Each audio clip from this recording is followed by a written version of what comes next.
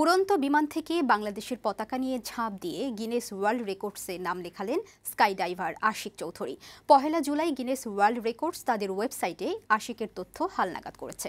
এতে ভারতের skydiver Jitin Vijaynagar record ভাঙলেন বাংলাদেশের আশিক চৌধুরী। লিওন মিরের প্রতিবেদন।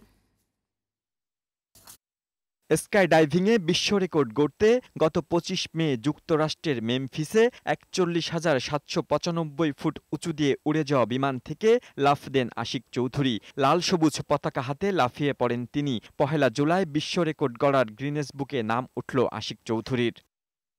আকাশে রোমাঞ্চকর কর্মকাণ্ডের রেকর্ড পর্যবেক্ষণকারী সংস্থাটি আশিক চৌধুরীর লাফিয়ে পড়ার বিস্তারিত পরিসংখ্যান পাঠায় জুনের শুরুতে। এতে দেখা যায় ৪১,৭৯৫ ফুট উঁচু দিয়ে উড়ে যাওয়া বিমান থেকে লাফ দেন আশিক চৌধুরী। ৩৭,২৯৭ ফুট উচ্চতায় নেমে আসার পর লাল সবুজের পতাকা মেলে ধরেন তিনি। এরপর ২ মিনিট ৫০ সেকেন্ড পতাকা ধরে রাখেন। ভূপৃষ্ঠ থেকে ৪,৪৯৮ ফুট উচ্চতায় আসার পর প্যারাচুট খুলেন আশিক। এতে আশিক ওয়ার্ল্ড এয়ার স্পোর্টস ফেডারেশনের ২টি বিশ্ব রেকর্ড ভাঙেন।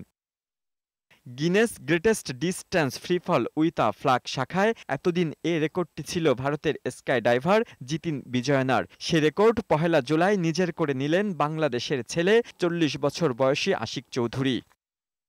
বৈমানিক পরিবারের সন্তান স্কাই ডাইভার আশিক চৌধুরী একজন পেশাদার ব্যাংকার। গিনেস বুকে নাম ওঠায় উচ্ছ্বাস প্রকাশ করে নিজের এই অর্জনকে দেশবাসীকে উৎসর্গ করলেন তিনি। গিনেসের ওয়েবসাইটে নিজের নাম, দেশের পতাকার গল্পটা দেখতে পেরে খুব ভালো লাগছে। প্রজেক্টটা আমরা অরিজিনালি হাতে নিয়েছিলামই দেশের জন্য, দেশের পতাকার জন্য। তাই অ্যাচিভমেন্টটাও আসলে দেশের সব মানুষের। তাই আমার অ্যাচিভমেন্টটা দেশের সব মানুষকে আমি উৎসর্গ করলাম।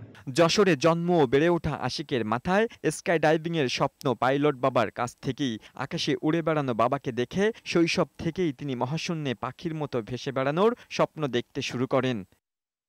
লিওন মির, বৈশাখী সংবাদ, ঢাকা।